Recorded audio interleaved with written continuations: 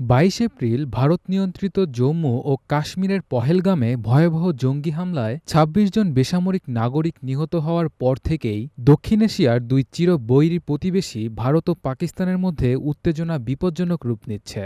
ক্ষেপণাস্ত্র, drone, cyber হামলা এবং তথ্যযুদ্ধ সব অস্ত্রই যেন ময়দানে। দ্রুত একটি পূর্ণাঙ্গ যুদ্ধের দিকে এগিয়ে যাচ্ছে দুই পারমাণবিক শক্তিধর রাষ্ট্র, যার পরিণতি হতে পারে বিশ্বের ইতিহাসে এক ভয়ঙ্কর অধ্যায়। গত ৩ দিনে ভারত ও পাকিস্তান দুই দেশ একে অপরের ভূখণ্ডে বিস্তৃত এলাকায় হামলা চালানোর দাবি করেছে।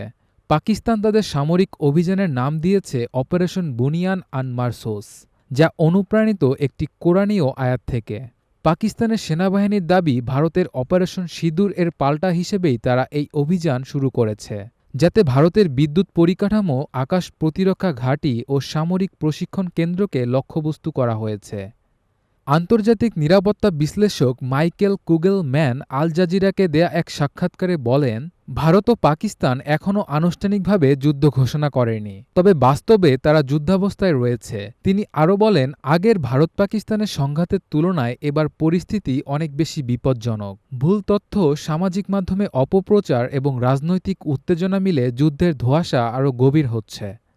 বিশেষজ্ঞরা সতর্ক করছেন, বলছেন এটি হতে পারে বিশ্বের ইতিহাসে প্রথম দুটি পারমাণবিক শক্তিধর দেশের মধ্যে পূর্ণাঙ্গ যুদ্ধ। ১৯৯৯ সালে কার্গিল সংঘাতে দুই দেশ সীমিত যুদ্ধ করেছিল।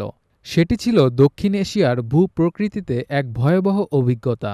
তবে এবার সেই সীমিত সংঘাতের সীমা পেরিয়ে উভয় দেশ একে অপরের ভিতরে আঘাত হানছে। বিশ্ব কাঁপছে।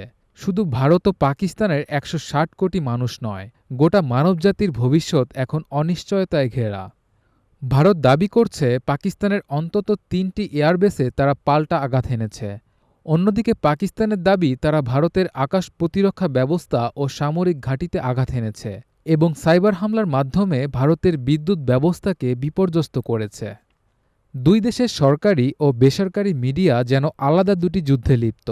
তথ্য এবং প্রচারের খেলা এখন বাস্তব যুদ্ধক্ষেত্রকেও ছাপিয়ে যাচ্ছে। জি7, যুক্তরাষ্ট্র, সৌদি আরব সহ অনেক রাষ্ট্র ইতোমধ্যেই দুই দেশকে সংযম প্রদর্শন করার আহ্বান জানিয়েছে, কিন্তু দুই দেশই আপাতত নিজের অবস্থান থেকে একচুল নড়ছে না। বিশেষজ্ঞদের মতে, উভয় পক্ষ যদি অবিলম্বে কূটনৈতিকভাবে সমঝোতায় না আসে, তাহলে এই সংঘাত ছড়িয়ে পড়তে পারে আরও বিস্তৃত অঞ্চলে এবং পরিণত হতে পারে তৃতীয় বিশ্বযুদ্ধের পূর্বাভাসে।